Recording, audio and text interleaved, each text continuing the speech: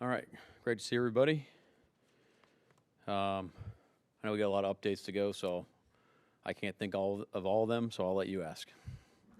About the number of roster moves that were made today, bringing back Quandre and some of the other decisions that were there. Yeah, bringing back Diggs was, it's pretty cool because we talked, him and I talked when we first got here last year and had a great conversation. Obviously, things worked out the way they did, but excited for him to be back. I know the building's really excited.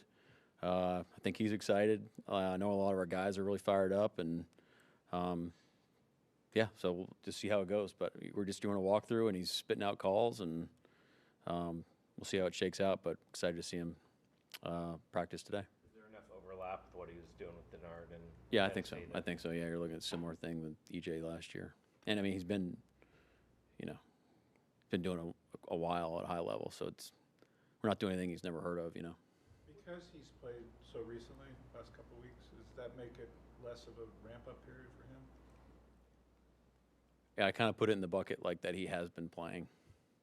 If we were just to acquire him in a different, different fashion, that's how I'm looking at it. So what is it? How's Julian Love and Ty Okada doing then? yeah, so Ty's, we're day by day with Ty. Not going to practice today. We'll see tomorrow. Julian's still in the same process we're talking about, so he's not going to practice. He's not going to practice this week. He's not going to play. So. Cam Akers, bringing him in, and with George obviously going on IR. Yeah, just a lot of respect for Cam. We have a lot of relationships with him, from prior stops. System familiar to ours, so expect him to step right in and do a great job. Eric Salbert, is he in the same position as Julian, who's not going to practice this week? As of now, yeah. When you first met with Quandre, what did you like about how his football acumen and skill fit in with your system? Well, he wasn't in town. We talked on the phone. The conversation was really just about, it's funny you go back and think about where my mind was in that moment. There's a lot going on, and I don't think we had it as dialed in terms of like describing how we wanted to operate. So it was kind of just getting to know each other and understand where he's coming from in his career, how he wants to operate, and then same thing from my perspective too. It was a great conversation. I got a lot of respect for him. Riley Mills getting his practice window open. Yeah. I'm glad you brought that up. Told the team this morning too, and they were fired up. I mean, Riley's been working extremely hard, and he's been locked in, and I know he's been anticipating this moment for a long time, and just got to go out there and just play the game that you've been playing your whole life. It's been a minute since he's played, so but it would be great to see him out there and in uniform with a helmet on and everything. It'd be really cool. With Julian, do you have an idea? Like, is he going to be back this year? Is there concern that he might not be back? I expect him to be back this year. I mean, we're really, really hoping for next week is what we're shooting for. But I've been wrong before. D'Anthony Bell had to jump into that spot when Ty went down the other. How do you feel he's done both in the game Sunday and throughout the year for you? Kind of that depth. Yeah, I mean, it's another. It's like I feel like we have these conversations every week with guys that get opportunities, and when we had an opportunity to get D-Bell in the building, Jeff Howard had a lot of had a history with him, and we knew what type of player he was on special teams, and he's a physical player out on defense as well. I think he's shown those things. Working to be as decisive as those guys, and he did a great job of coming in and operating without a lot of reps, which is not that easy thing to do from what we ask our safeties to do. So that was really cool. Putting Shaquille on the 53 and waving Darian Kendrick, I guess, what kind of went into that, putting Shaquille on? Yeah, I mean, we hope to get DK back. Just, Shaq's been doing a great job, and felt like that was the right move. And it wasn't just like a one-for-one, like just subbing out DK for Shaq. There's some other things going on roster-wise, too, is what helped drive that decision. Getting Patrick O'Connell up to the 53. I know he's a guy you praised after the game. But what has he done, over the course of the time you've been here to kind of build himself up to where he is now? Well, I describe him as steadfast. I mean, he gets here I see his car more often than not when I'm getting here. So that's, 6 a.m. or whatever. And he's just here every day working on his body, preparing then he's a guy that's always been available. He takes a ton of reps. He practices 100 miles an hour all the time.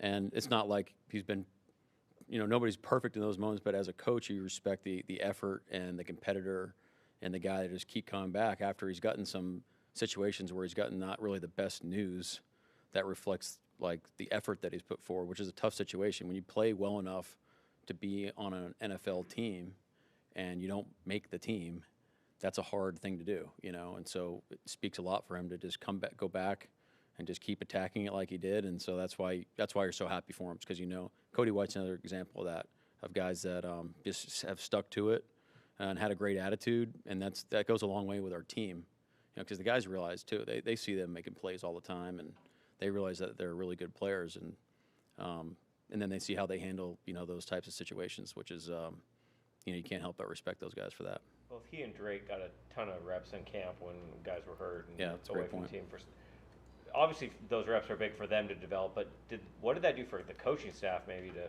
see them in that role and kind of how they handled it? Yeah, it's a great point. I mean, again, we're gonna get a lot of plays. It's just sometimes they're at different speeds and different tempos, but we want to give guys opportunities, especially guys down the line on the roster, to develop and get better. And when you do have guys that aren't available that are your first and second stringers, that's great opportunities for those guys. And so, to your point, I think us seeing them do it for that amount of time probably gave them, we've been seeing since then, but it's a little bit more competitive in camp. So to see them in those situations is, gives us confidence as well. Offenses have the lowest percentage of run plays in the NFL against the Vikings defense, but the Vikings have been giving up a ton of rushing yards. What do they do to discourage teams from running the ball against them? That's a good question. I mean, they give you a lot of looks. They play different personnel packages. Guys aren't always in the same spots. They like to pressure certain, formations and things like that. So it probably adds some doubt to some game plans where you might not be getting some looks that you expect. So that might deter you from things. Or, if they're going to be so positive towards the run, that teams might feel like there are more opportunities. Similar to like the third down question you asked last week. Same idea. If they're going to commit to the run, teams might feel like they have more pass opportunities. There have been a number of guys with tackles for loss. I think third most in the NFL. Maybe it's the most in the NFL. That would lead you to believe it's an aggressive defense, but what else is it about being able to make those plays? Well, our front is just playing at an incredibly high level, and so it starts with them and how they play. If you're going to play in shell defense all the time, you're short on gaps. So guys have to account for multiple gaps on certain plays. So one, it takes a lot of chemistry and reps, so you understand how we're going to play certain plays. But also our guys up front have to be disruptive, and they have to do it in a team fashion. It's easy to just rip up the field and say you were aggressive, but it's another thing saying, well, okay, I can anticipate that I'm going to get a certain block based off a certain blocking surface, and then I can take a little bit more of a calculated chance to be disruptive. We prefer the latter in that situation. Do you, Ernest Jones, will he be able to practice this week, or do you know what yeah, EJ's trending on his normal workload, but still going to be our ramp. I don't think we're out of the woods yet. I think he's got to go test it out and see how it feels in full speed for us to start making some decisions. Brian Flores blitzes at almost a 60% rate the last few weeks. You tend to blitz less often. What is it about Brian Flores' defense that allows him to take these risks and not necessarily give up a lot of explosives? Well, it's methods and principles, right? It's I think they, similar to like Todd Bowles' defense, is they play aggressive, they play physical, they play smart. He calls an aggressive game. So that the principles are, I like to think that we call an aggressive game. We're just not necessarily sending bodies at the problem, So the principles are there, but how they want to get it done is a little different. They do a good job of they do a good job of tackling in space, so that's going to go a long way. They're not necessarily selling the farm on every pressure, so there's normally some sort of roof on what they're doing, and it's calculated. I mean, they're running the premier looks, and they're in good calls. It means it's structured the right way and designed well, and the players are really smart where they can get in and out of certain plays. I'm assuming is what's going on. So it's a high level operation they got going. Aggressive game without blitzing. Well, I think you can.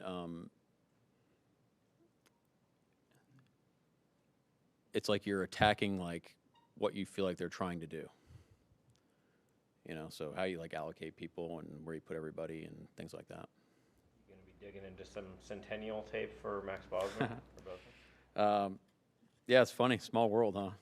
Kind of crazy. It's weird that you went to the same school, but like the separation. Like I feel like I'm young. I feel like I'm like 25 years old, and now here he comes. I don't know what year he graduated, but it's kind of cool. If he does go, there's so little tape, NFL tape on him. Like, what do you just have to look preseason or more just what they're? Yeah, I think we got a question like this a while ago when I forget who we were playing, but when there's like little tape, there was a new coordinator, so what do you do? Understand, try to how they operate, and JJ still might play, so we have to be ready for him as well. But you're gonna watch preseason tape, watch some of their college stuff. Talk to our scouts, things like that, guys that have watched him coming out and have, followed his path. But do the best you can, really, with what tape you have out of him, what's out there. But he played pretty extensively in the preseason, so that's pretty good tape to watch. Mike, when you played these guys last year, Sam was obviously the quarterback on their side. What, you can think back to it, what stood out about him that day, kind of going against him and seeing him? Coming back down 4 and freaking ripping a 9-ball to Justin. The last guy in his progression. That's what I remember. How many touchdowns did he throw? Yeah, I know you know, Mike.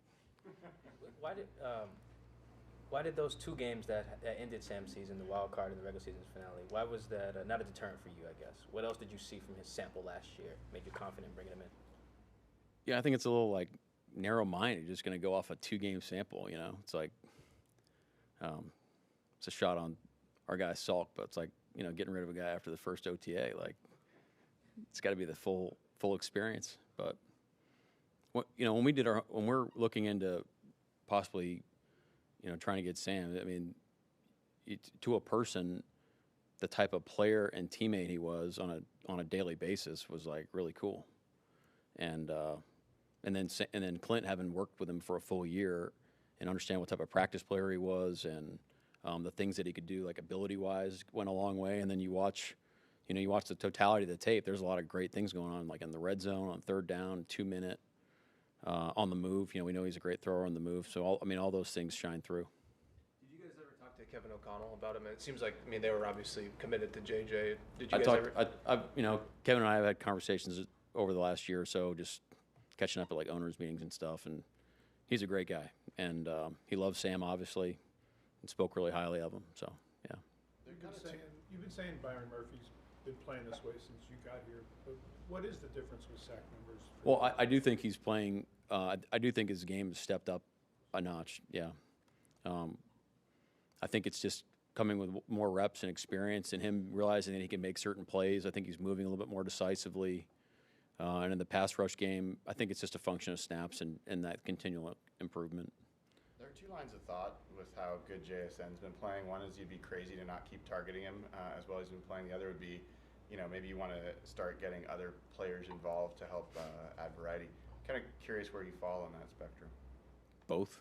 Yeah, both. I mean, we got a lot of great skill players on our offense that do a lot of great things that we can continue to find ways to get them the ball and